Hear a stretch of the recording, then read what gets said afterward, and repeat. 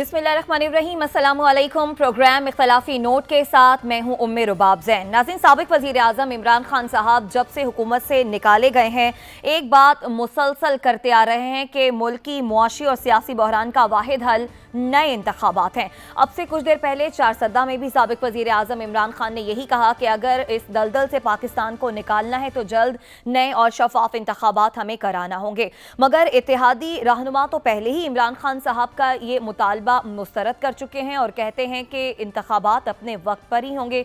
इमरान खान साहब का ये दावा और पसे पर्दा मुफाहमत की जो कोशिशों के हवाले से आरिफ अलवी साहब सदर मुमलिकत कह रहे हैं, तो क्या हम ये समझें कि इस हवाले से कोई ब्रेक थ्रू हो सकता है?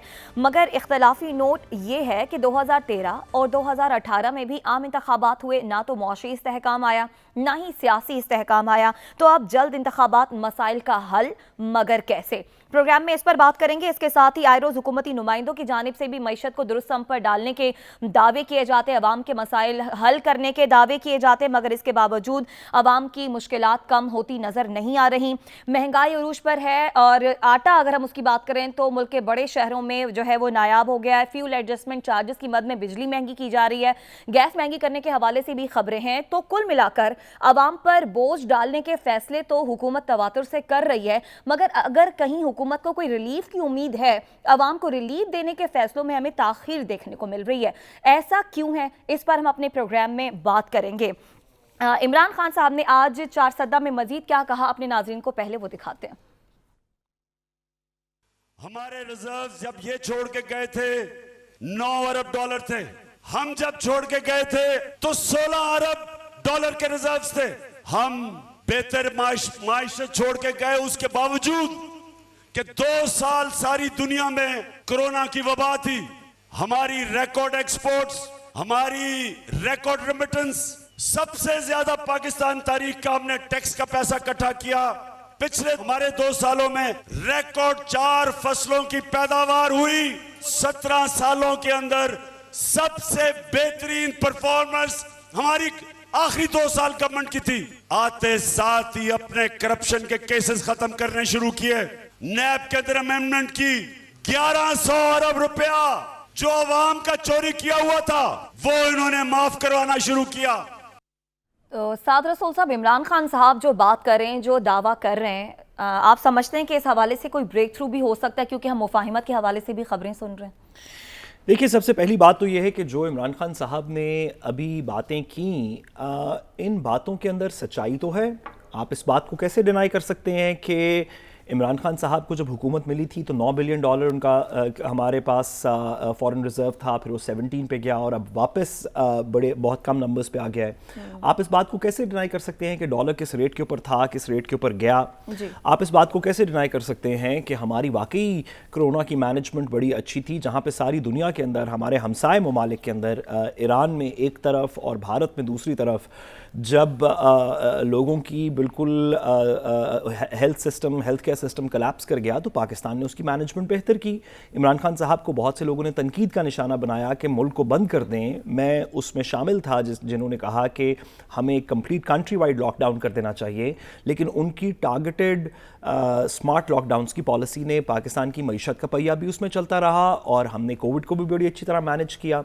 इसमें भी क्या दो राय हो सकती हैं कि जो करंट गवर्नमेंट है, ये जो उनकी बात का आखिरी हिस्सा था इमरान खान साहब की बात का, कि करंट गवर्नमेंट ने आके तो मईशत के ऊपर तो कोई मुस्बत कार्रवाई नहीं की। हमने देखा कि IMF के जितने फैसले थे उनको मनोअन तस्लीम कर लिया और साथ ही साथ अवाम के ऊपर बोझ डाल दिया, लेकिन मईशत पे तो वो कोई मुस्बत फैसले अवाम के लिए नहीं कर सके। लेकिन हाँ, इसी 3 महीने के पीरियड के अंदर जो एक अचीवमेंट इस हुकूमत की है वो ये है कि इन्होंने नैब का कानून ख़त्म करके नहीं, यानी कि उसको अमेंड करके ऐसे तरीके से अपने मुकदमात ख़त्म करवाने शुरू कर दिए हैं। हम आए रोज़ देखते हैं, पिछले हफ्ते 2 या 3 लोगों को रिहाई मिली।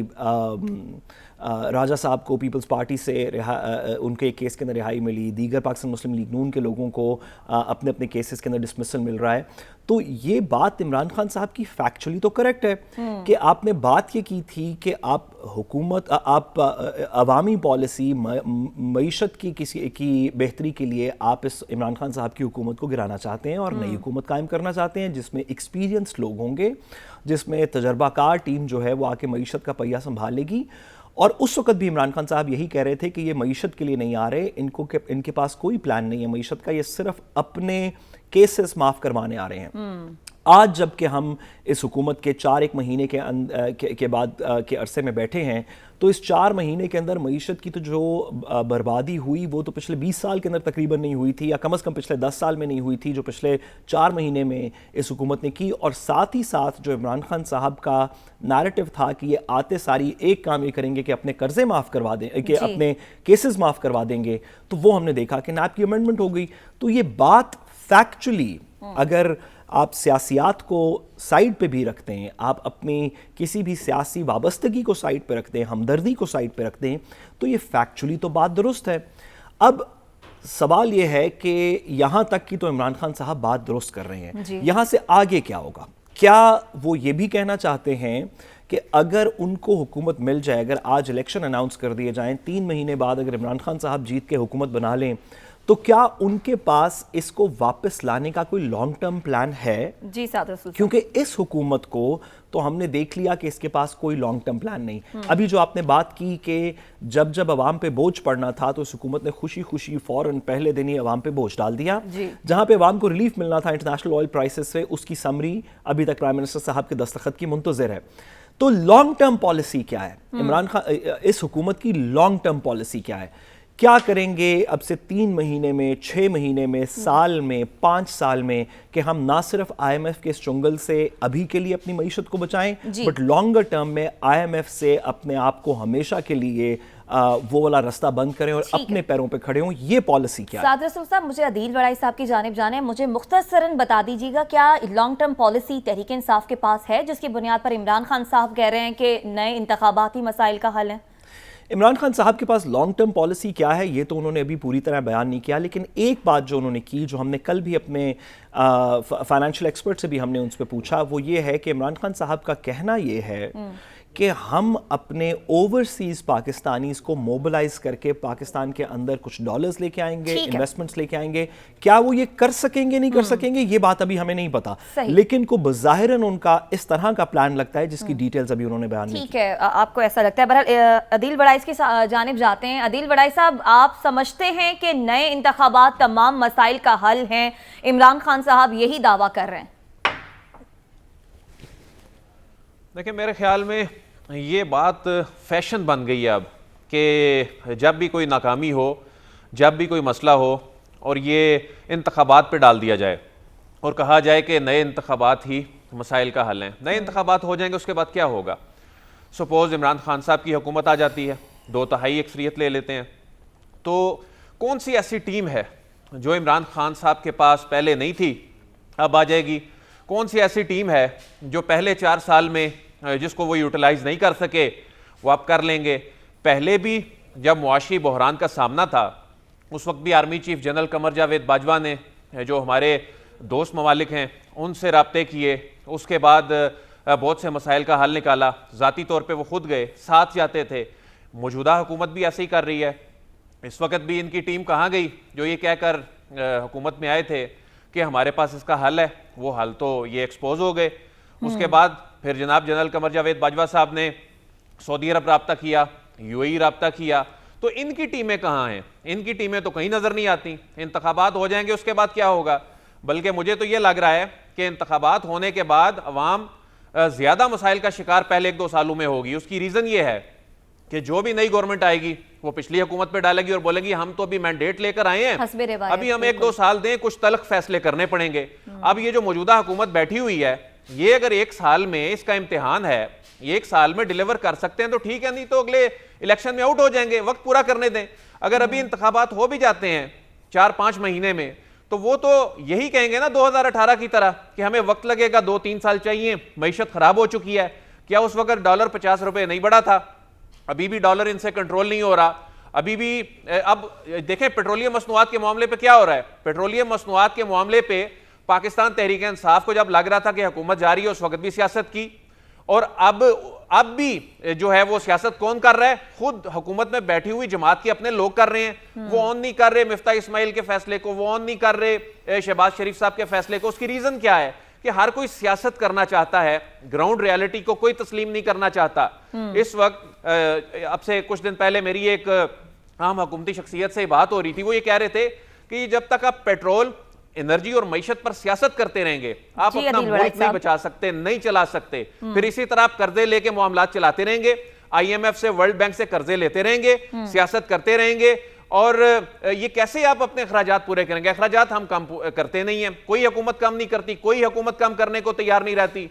और जो सियासत है वो अवामी इशू की बुनियाद पर सियासत कर दी जाती है, हल किसी के पास नहीं है। मुझे तो कोई हल नजर नहीं आ रहा। इंतखाबात हो भी जाएंगे, हल किसी के पास नहीं है। आप कह रहे हैं कि इंतखाबात हो भी जाएंगे तो मुआशी मसाइल हल नहीं होंगे, लेकिन ये दावा इमरान खान साहब किस बुनियाद पर कर रहे हैं? साद रसूल साहब ने भी जिस तरफ इशारा किया, आपको लगता है कि यही वो वजह है जिसकी वजह से उन्हें लगता है कि वो मसाइल आते ही हल कर लेंगे ओवरसीज पाकिस्तानियों की मदद से?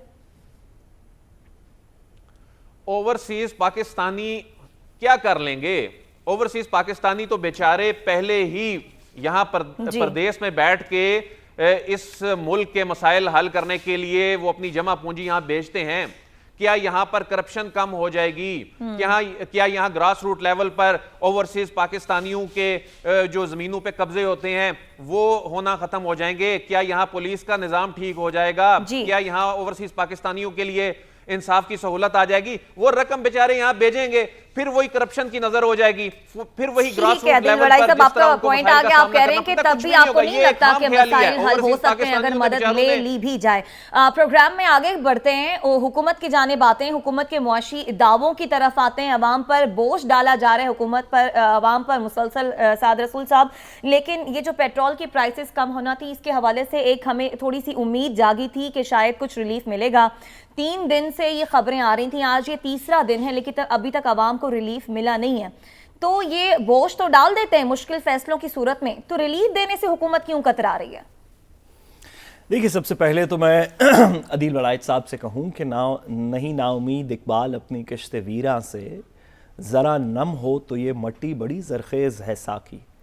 गुजारिश ये है कि ये बात दुरुस्त है कि हमारी पिछली 20 साल की गवर्नेंस ने के अंदर हमने मसाइल का हल नहीं देखा। शायद एक जनरेशन, अब एक नई जनरेशन पाकिस्तान के अंदर जो 18, 19, 20, 22, 25 साल की है, उन्होंने अपने वक्त के अंदर, अपने एक्सपीरियंस में पाकिस्तान के हुक्मरानों को करप्शन और दीगर चीज़ों के अंदर तो फंसते देखा है, लेकिन कराची का कचरा उठाते नहीं देखा, नाले साफ़ करते नहीं देखा, डैम्स बनाते नहीं देखा।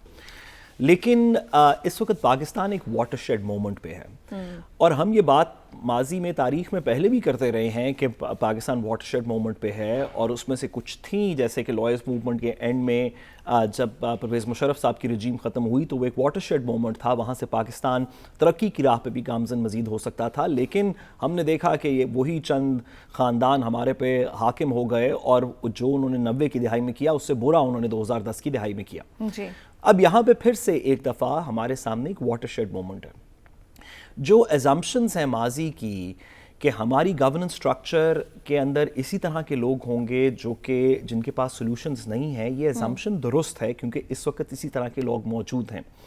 लेकिन हम इस तरह आगे नहीं बढ़ सकते अगर हम यही कहें कि हमारे जितने फैसले होंगे उसके अंदर करप्शन का अंसर होगा। पाकिस्तान के अंदर पहली दफ़ा पिछले इतने सालों के अंदर, पाकिस्तान की तारीख के अंदर अगर आप देखें तो ये सोशल मीडिया और दीगर चीज़ों की वजह से अब एक एक चीज़ के ऊपर आवाम की नज़र है। कहीं पे 10 रुपये, 50 रुपये, 100 रुपये एक्स्ट्रा खर्च होते हैं तो हम उसके ऊपर हम उसको ठीक कर सकें ना कर सकें, हम उस पर बात ज़रूर करते हैं। हर बंदा ठेले पे, सड़क पे, चाय की दुकान पे, पान की दुकान पे, किसी के ड्राइंग रूम में, किसी की गाड़ी में, लोग अपने अपनी जगह पे अब लोगों, सियासतदानों को, सिस्टम्स को जज कर रहे हैं। एक जो बड़ी जजमेंट है इसके अंदर मेरे ख्याल में वो ये है कि हमारा मौजूदा सिस्टम डिलीवर नहीं कर रहा। इस सिस्टम के अंदर नवाज शरीफ साहब को डाला, वो डिलीवर नहीं कर पाए, जरदारी साहब को डाला, वो डिलीवर नहीं कर पाए, इमरान खान साहब को डाला, वो डिलीवर नहीं कर पाए, और हमारे पास यही पॉलिटिकल ऑप्शंस हैं। इसी सिस्टम के अंदर जब आमरीत का दौर था तो वो भी इस सिस्टम से आमरीत के बावजूद पूरी तरह डिलीवर नहीं कर पाया क्योंकि सिस्टम के अपने ब्लॉकेजेस हैं, ब्यूरोक्रेसी के, अदील वड़ाइच साहब ने दुरुस्त कहा, पुलिस के, थाने के, पटवार के, अदालतों के अपने ब्लॉकेजेस हैं। अब जो भी यहाँ से आगे हुकूमत आए, एक जो चीज़ जो इमरान खान साहब ने 2018 में वादा किया था और वो पूरा नहीं कर सके, जो कि आते सारी सबसे पहले करना पड़ेगा किसी भी हुकूमत को जो अब आगे इलेक्शन जीतेगी, वो ये है कि सिस्टम के कुछ बुनियादी चीज़ों को चेंज करना पड़ेगा। सिविल सर्वेंट्स के रिफॉर्म्स लाने पड़ेंगे, हमें स्पेशलाइज्ड डेवलपमेंट स्कीम्स बनानी पड़ेंगी कि जो फाइनेंस मिनिस्ट्री के अंदर फाइनेंस सेक्रेटरी साहब हैं या एडिशनल सेक्रेटरी साहब हैं वो स्पेशलाइज्ड फील्ड्स के हों। कुछ सिस्टम की बेहतरी आएगी, कुछ अकाउंटेबिलिटी मैकेनिज्म्स में बेहतरी आएगी, तो जैसे मैंने कहा जरा नम हो तो ये मट्टी बड़ी जरखेज है। साथ मुझे अदील वड़ाइच साहब के पास जाना है, उनके सवाल का तो आपने जवाब दे दिया। अब जब मैंने आपसे सवाल किया था कि हुकूमत को क्या मसला है, क्यों नहीं आवाम को रिलीफ दे रही, उस पर भी जरा बता दें कि हुकूमत क्यों नहीं डिलीवर कर पा रही। इतनी सी मैं गुजारिश इसमें करूं कि चलें हुकूमत को एक्सक्यूज़ दे देते हैं कि शहबाज शरीफ साहब क्योंकि गए हुए थे SCO के ऊपर तो वो समरी साइन नहीं हो सकी, वो आज हो जाएगी, वो कल हो जाएगी। गुजारिश ये है कि अवाम आपके हर एक चीज़ को देख रही है। अब आप जब किसी चीज़, जब आप इम्पोजिशन करते हुए, टैक्स की इम्पोजिशन करते हुए रात के 12 बजे भी सोते सोते लोगों के ऊपर टैक्स लगा देते हैं, तो जब रिलीफ दे रहे हों तो उसमें 2 दिन 4 दिन का भी डिले आवाम अब याद रखती है। अवाम अब आपके बारे में बात करेगी और यही जमहूरियत की एक खूबसूरती है। मैं ये तो नहीं कह सकता कि इस PDM की हुकूमत ने क्यों इसके अंदर डिले किया, मैं सिर्फ इतना ज़रूर लेकिन कहना चाहूँगा कि ये डिले अननोटिस नहीं जा रहा। हम भी इस पे बात कर रहे हैं, सारा सोशल मीडिया इस पे बात कर रहा है और हुकूमत को इसकी एक पॉलिटिकल प्राइस देनी पड़ेगी। ठीक है अदील वड़ाइच साहब, गुज़िश्ता 3 माह के दौरान आलमी मंडी में तेल की कीमतों की अगर बात करें तो $109 फी बैरल से $86 फी बैरल तक आ गई और ज़राए के मुताबिक 1 लीटर पेट्रोल की एक्स रिफाइनरी कीमत 183.4 रुपए फी लीटर से कम होकर 172.81 रुपए हो गई। इख्तिलाफी नोट ये है कि क्या हुकूमत इस गिरती कीमतों के बावजूद अवाम को रिलीफ फराहम करने में नाकाम क्यों नजर आ रही है? क्या हुकूमत की कोई मजबूरी है या हुकूमत अवाम को रिलीफ देना ही नहीं चाहती? देखें, इस वक्त एक्स रिफाइनरी अगर हम उसकी प्राइस निकालें तो वो बनती है 183 और जो टैक्सेस मिला के 228 रुपये बनती है। तकरीबन 7 से 8 रुपये का ये मार्जिन है जिस पे ये ओगरा की जानिब से भी कहा गया कि कीमतें कम की जा सकती हैं। अगर कीमतें कम नहीं भी करनी तो कम से कम बढ़ाएं ना। लेकिन इस वक्त जो सूरत हाल है, यानी अगर मैं फाइनेंस मिनिस्ट्री की बात करूं, फाइनेंस मिनिस्ट्री लाइल्म है कि इसका स्टेटस क्या है। पेट्रोलियम मिनिस्ट्री जो है वो लाइल्म है इसका स्टेटस क्या है। प्राइम मिनिस्टर जो हैं अभी तक की जो इतलात हैं कि कोई दस्तखतों से मुतल्लिक, क्योंकि उनके दस्तखत होने हैं तो कीमत बढ़नी है, तो वो दस्तखत किए बगैर क्या चले गए हैं, उसके बाद तो उन्होंने आगे अमेरिका चले जाना है। इसके बाद एक बहरान सार उठाता नजर आ रहा है क्योंकि बहुत से जो पेट्रोल पंप्स हैं उनकी जानिब से बाइंग रोक दी गई है और खुदा ना खास्ता ये ना हो कि आने वाले दिनों में कोई ऐसी बहरानी कैफियत का सामना करना पड़े, क्योंकि ये अनाउंसमेंट बड़ी ज़रूरी थी। इससे अनसर्टेनिटी जो है वो फैल रही है। इसमें जो ये बताया जा रहा है कि जो मिफ्ता इस्माइल हैं और उनकी जो टीम है उसका पॉइंट ऑफ व्यू ये है कि डॉलर यानी जो एक्सचेंज रेट है इसमें बड़ी तेज़ी से तब्दीली हो रही है और इसमें इम्पैक्ट बहुत बड़ा जो है वो हुकूमत पे आता है। ज़ाहिर है हुकूमत ने या जो लोगों से पूरे करके देने हैं या कर्ज उठाना है, तो ऐसी सूरत में वो फ़र्क तो है 7-8 रुपए का जो अवाम पे मुंतकिल किया जाना चाहिए और अवाम पर मुंतकिल किया जा सकता था। लेकिन जो तशवीश है मिफ्ता इस्माइल और उनकी टीम को, वो तशवीश उस एक्सचेंज रेट की वजह से है। क्योंकि देखें, जब इमरान खान साहब की हुकूमत ख़त्म हुई थी उस वक्त फ़ी जो लीटर जो उस वक्त जो फ़ी बैरल था वो 90 उस वक्त 123 रुपीज़ पे डॉलर्स पे था, सॉरी। इस वक्त आज की तारीख में बात करूं तो 91.35 पे है जो ब्रेंट मार्केट है। लेकिन एक्सचेंज रेट ने और उसके बाद जो लगने वाले टैक्सेस हैं, और अभी तो टैक्सेस आगे लगने हैं जिसमें हमने IMF की कंडीशन पर GST को मुकम्मल 17% पे लेकर जाना है जो अभी तक नहीं है, और हमने पेट्रोलियम लेवी इसको 50 रुपए तक लेकर जाना है और पेट्रोलियम लेवी का हदफ अभी भी हम पूरा नहीं कर पा रहे, तो ये टैक्सेस आगे बढ़ते नजर आ रहे हैं। तो ये खुदा न खास्ता सूरत हाल आगे जाएगी और यही वजह है कि इसको कोई भी ऑन करने को तैयार नहीं है। मरियम मुसलसल क्रिटिसाइज कर रही हैं, नून लीग के बहुत से रहनुमा, पीडीएम जमातें इस पे क्रिटिसिज्म कर रही हैं, लेकिन इसके अलावा हल भी नजर नहीं आ रहा। अगर एक्सचेंज रेट को ये कंट्रोल नहीं करेंगे, इसका इंपैक्ट अल्टीमेटली आएगा, और आईएमएफ के साथ जो कमिटमेंट्स की हैं उसके नतीजे में अभी टैक्सेस भी लगने हैं। तो जो रिलीफ है ना, रिलीफ को मेरा ख्याल है आप भूल जाएं। अच्छा। रिलीफ तो दूर दूर तक कहीं नजर नहीं आ रहा। अभी तो आगे मुश्किलात बढ़ती नजर आ रही हैं। अभी जो हमने कमिटमेंट्स कर रखी हैं, उसके बाद अगर डॉलर को हम नहीं रोकते तो उसके बाद रिलीफ तो दूर की बात, अभी ये मौजूदा कीमत है, ये भी आपको रिलीफ लगेगा आने वाले दिनों में। ठीक है अदील वड़ाई साहब, आप कह रहे हैं कि रिलीफ किसी सूरत जो है वो नजर नहीं आ रहा और आने वाले वक्त में अवाम के लिए मुश्किलात जो हैं वो बढ़ती जा रही हैं, लेकिन ये जो रहनुमा है ना, नैब कवानीन में तब्दीली ने इनकी मुश्किलात काफी हद तक कम कर दी हैं। ब्रेक के बाद हम इस पर बात करेंगे।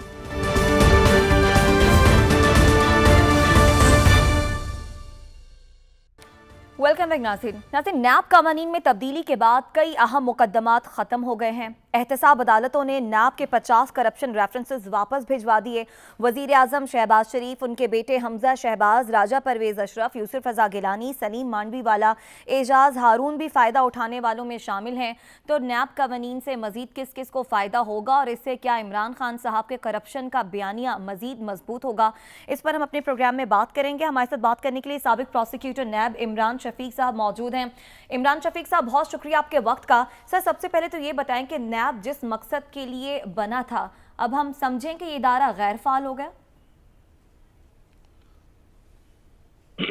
देखिए, एक बात तो ये है कि नैब एक कानून के तहत बना था, और अब जो नैब के कानून में तरमीम हुई हैं वो भी एक कानून के तहत हुई हैं। यकीनन इन तरमीम से एक तासुर ज़रूर ये मिलता है कि नैब का दायरा कार, नैब ने असल में पहले ना अपनी टांगें बहुत वसी कर ली थी, बहुत जगहों पर फंसा ली थी।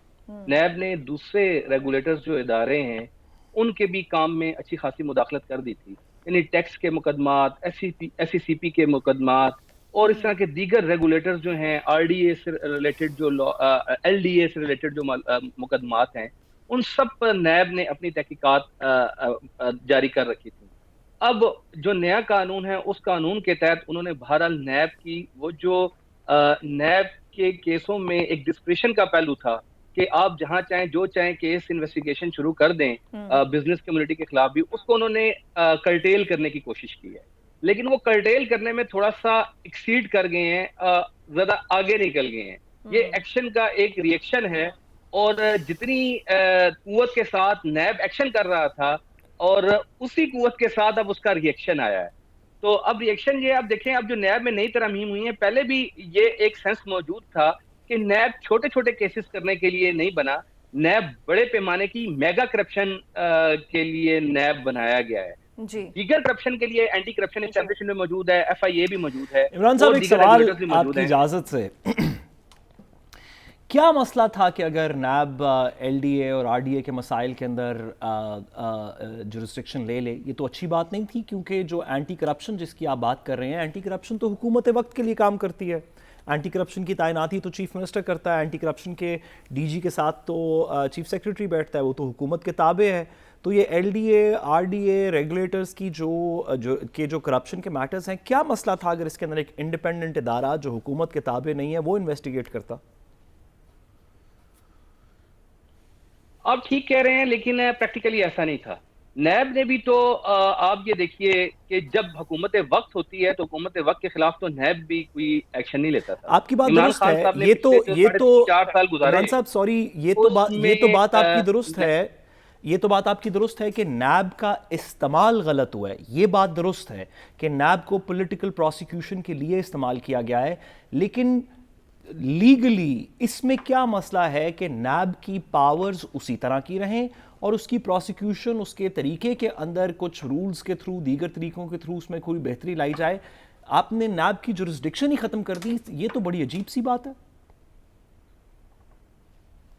देखिए, एज सच वैसे नैब की जुरिस्डिक्शन, मेरी चूंकि अपनी इस मसले पर एक राय है, और मैं ये समझता हूं कि नैब का कानून पहले ये था, नैब ने खुद ये रूल्स बदल किए हैं। साथ साहब इसको देखिएगा, नैब ये कहती है, और आप माशाल्लाह कानून को ज्यादा बेहतर समझते हैं, कि नैब ने पहले अपनी जुरिस्डिक्शन खुद रखी थी कि हम 10 करोड़ मालियत तक के केसेस पर एक्शन लेंगे, उससे नीचे केसेस पर एक्शन नहीं लेंगे। इसी तरह उन्होंने ये अपनी जुरिस्डिक्शन खुद रखी थी कि हम 50 जो अफराद हैं अगर शिकायत लेकर आए पब्लिक एट लार्ज के, तो उसकी लिमिट उन्होंने 50 अफराद की खुद उन्होंने तय की थी। जी जी, हाउसिंग ये अलग बात है सोसाइटीज कि नैब उस पर अमल दरामद अपने रूल्स पर नहीं करता था। जी जी अब उन्होंने क्या किया है, उन्होंने ये किया है कि उस जुरिस्डिक्शन को, और ये जुरिस्डिक्शन नैब ने अपनी जो तय की थी 2009-10 में तय की, जी जी जी अब 2022 में है हम 2022 में उन्होंने ये किया है, वो जो पिक्यूनरी जुरिस्डिक्शन नैब ने अपने लिए खुद तय की थी, अदालतें कहती थी कि इसको आप स्टैट्यूटरी किसी मैकेनिज्म में जी लेकर जी, आए, आपने क्योंकि वो दुरुस्त रूल्स फरमाया। बाइंडिंग नहीं थे। इमरान साहब अब एक उन्होंने और, उसको 50 करोड़ कर दिया। इमरान साहब एक अब और, उन्होंने आपकी 50 बात करोड़ दुरुस्त कर है, दिया। आपकी बात दुरुस्त है कि नैब की कोई जुरिस्डिक्शन तैनात होनी चाहिए। अगर किसी बंदे ने एक पेंसिल गलत खरीद ली है, 10 रुपए की खरीद ली है, वो 5 रुपए की खरीदनी थी, तो हुकूमत के ख़जाने से, तो उसके ऊपर नैब की जुरिस्डिक्शन नहीं होनी चाहिए। आपकी बात दुरुस्त है। लेकिन ये जो दूसरी इन्होंने तरमीम की कि एक शख्स अगर उसको नैब की अदालत से सज़ा हो जाए, लेट्स से कि नवाज शरीफ साहब हैं, उनको नैब की अदालत से, या मरियम साहिबा हैं, नैब की अदालत से सज़ा हो जाए और वो अपील फाइल कर दें हाई कोर्ट में, तो जब तक वो अपील का फैसला नहीं होता, फिर अपील के बाद सुप्रीम कोर्ट के अंदर अपील दायर करने का फैसला नहीं होता, फिर सुप्रीम कोर्ट के बाद फाइनल रिव्यू डिसमिस नहीं होता, उस वक्त तक अगर उसको सजा याफ्ता भी हो तो वो नैब, तो वो इलेक्शन लड़ सकता है। ये किस तरह की सर तरमीम हुई? नहीं, ये ऐसी कोई तरमीम नहीं है। उन्होंने सिर्फ इतना कहा है उस कानून में कि आप अपील के फैसले तक वो चीज लागू नहीं होगी। जी तो जी अपील तो हाई कोर्ट में एक राइट ऑफ अपील तो हर शख्स को हासिल जी है। जी, और लेकिन आप ये उन्होंने समझते कहा हैं है, कि sorry appeal is the sorry Imran साहब, उन्होंने continuation of कानून the- में कहा है कि till the final disposal of the last appeal, यानी कि एक शख्स जो है लास्ट अपील जो है ना, final disposal of the last appeal, वो बुनियादी तौर पर कानून में जो अपील दी हुई है नैब कानून में, वही अपील तस्वर होगी। उसके अलावा जो अपीलें हैं वो तो एक अपील शख्स नहीं जो है, तो वो है ये सुप्रीम तो कोर्ट में आपने, अगर कुछ जाता है तो वो लीव को अपील है। जी सर, आपने ये तो इंटरप्रिटेशन कर दी। ये तो आने वाले दिनों में अदालतें फैसला करेंगी कि हाई कोर्ट वाली लास्ट अपील है या सुप्रीम कोर्ट वाली लास्ट अपील है। लेकिन हाई कोर्ट वाली भी हो तो एक शख्स है जिसको 2017 में या 18 में नैब की अदालत से सजा हो गई, उस शख्स ने बेल ले ली। हम मरियम नवाज साहिबा की या नवाज शरीफ साहब की बात कर लेते हैं। उस शख्स ने बेल ले ली और सजा याफ्ता है और बेल पे बाहर है। अभी उसकी इस्लामाबाद हाई कोर्ट के अंदर अपील पेंडिंग है और हो सकता है कि काफ़ी अरसा पेंडिंग रहे, एविडेंस कॉल होनी है, मतलब एविडेंस रिव्यू होनी है, दीगर चीज़ें होनी है। तो अगर वो मुकदमा अगले 5 साल डिसाइड ना हो तो वो सजा याफ्ता शख्स जिसके खिलाफ जजमेंट ऑलरेडी इन फील्ड है, वो इलेक्शन लड़ ले, प्राइम मिनिस्टर बन जाए, इसमें कोई मसला नहीं है।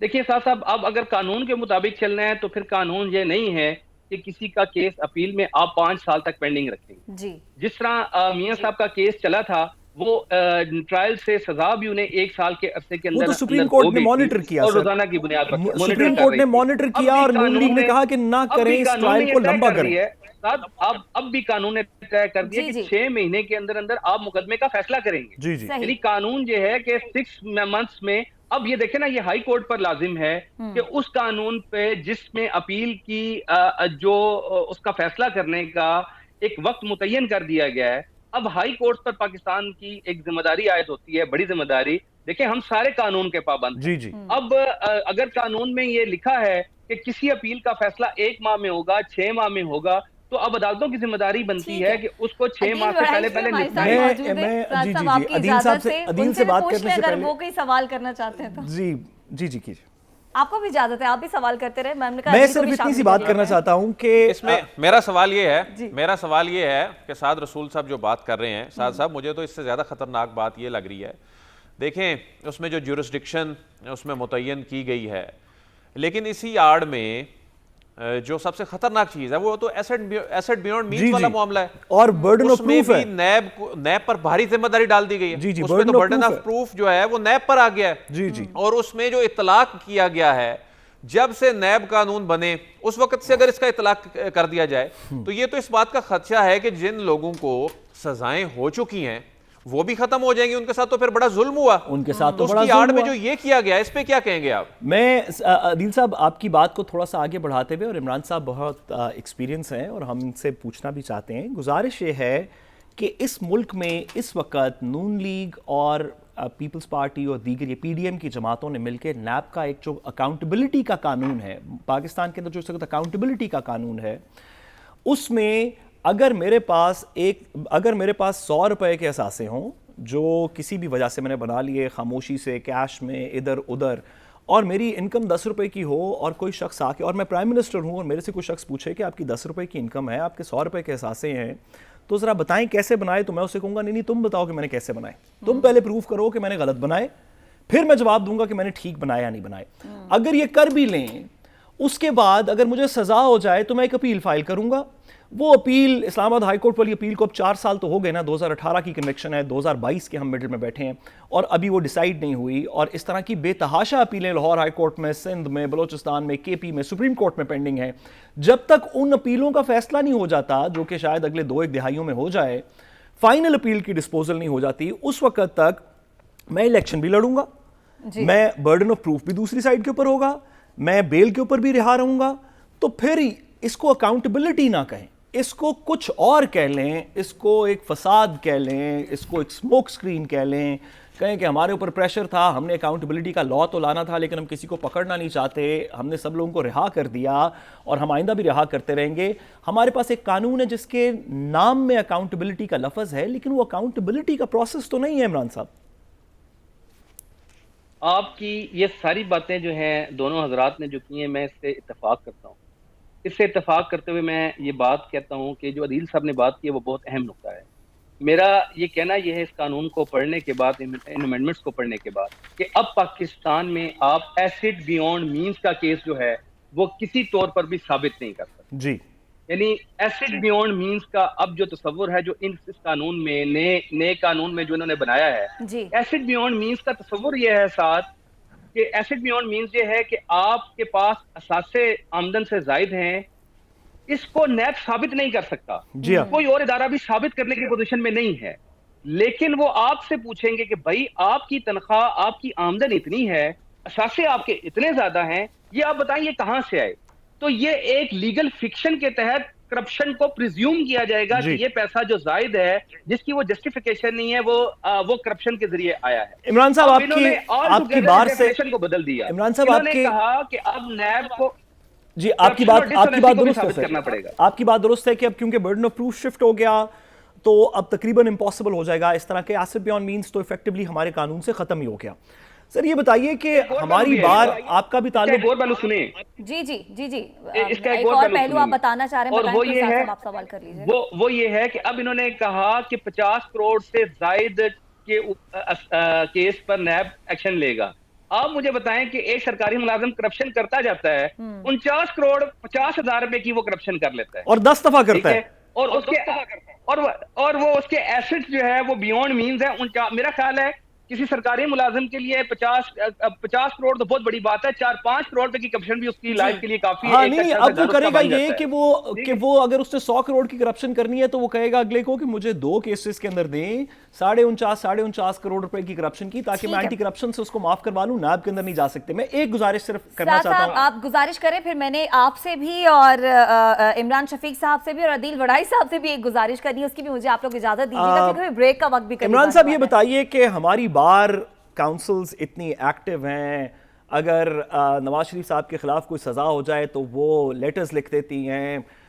शहबाज शरीफ साहब की हुकूमत के लिए सुप्रीम कोर्ट बार एसोसिएशन ने पिटिशन फाइल कर दी कि हमजा शहबाज साहब की हुकूमत को बहाल किया जाए। बार काउंसिल्स इतनी ज़्यादा एक्टिव हैं तो उनको ये नैब के ऊपर कभी ख्याल नहीं आया कि हमें इसके ऊपर कोई पिटिशन फाइल करनी चाहिए या कोई आवाज़ उठानी चाहिए? नहीं, इस्लामाबाद हाई कोर्ट में हामिद खान साहब ने बार काउंसिल की तरफ से पिटीशन चैलेंज सिर्फ इस्लामाबाद हाई कोर्ट के अलावा पाकिस्तान बार काउंसिल, एसएम भूल साहब की सारी जुरिस्डिक्शन। हाँ, और लेकिन इससे एक कदम आगे वैसे जरा सोचिएगा, कुछ चीजें ऐसी होती हैं कि आप, ये नवाज शरीफ साहब का मैं केस की बात नहीं करता, चूंकि इन केसों में कुछ चीजें ऐसी हैं हमारे यहाँ, perception is more important than realities, और दूसरा ये है justice shall not only be done but it should have been seen to be done. अब इन केसों की नोयत ऐसी बन गई है इतने अरसे में कि वो राना शमीम की बात आई, जैसे शौकत अली सिद्दीकी साहब की बात आई, और बाकी जैसे अरशद मलिक साहब की बातचीत आई, कि वो इतना फोन कॉल्स की बात आई, इसमें इतना वो पोल्यूटेड हो गया कि अब उनके पास एक जस्टिफिकेशन का एक पूरा वो बन गया।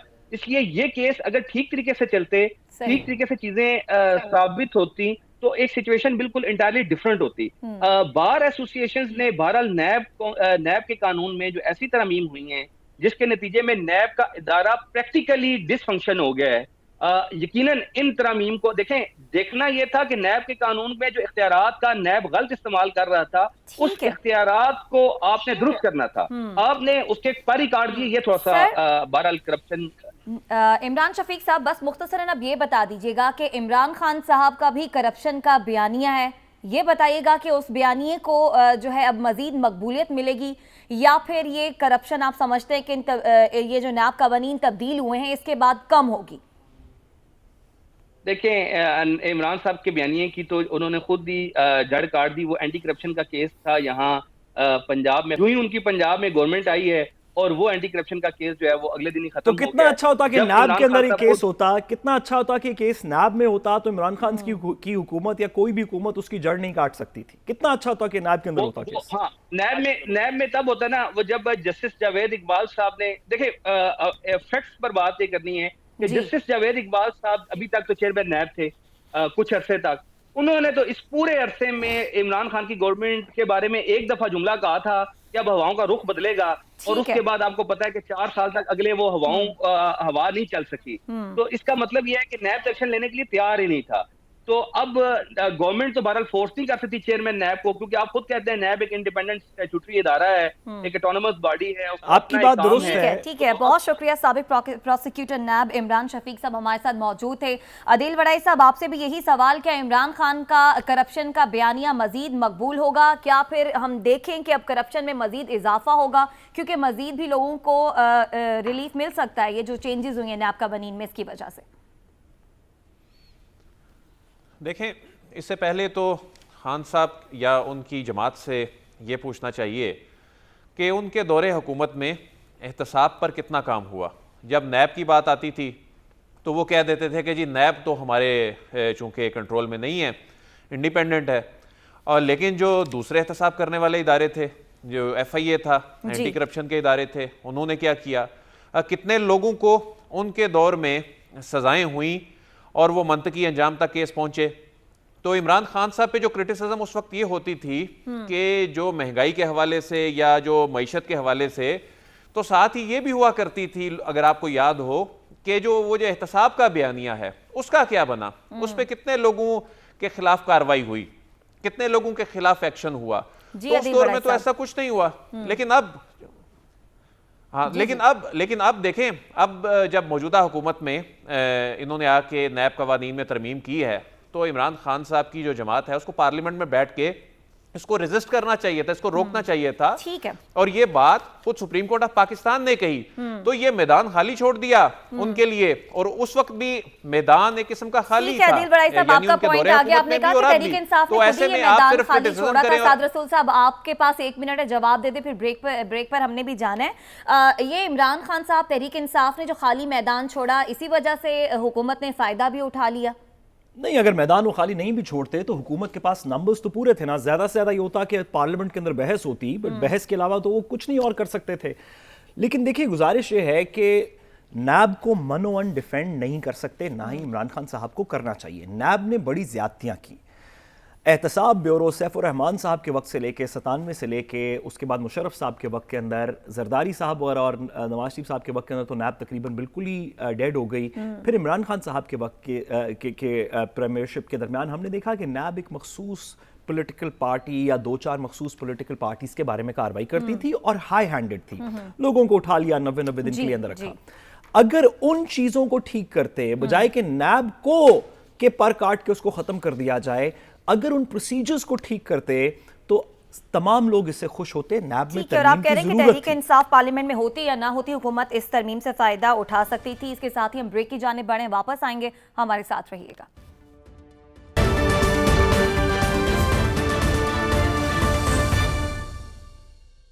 वेलकम मैगनाज़ीन, इसके साथ ही प्रोग्राम से इजाजत दीजिए, आपसे कल मुलाकात होगी। अल्लाह ने के बान।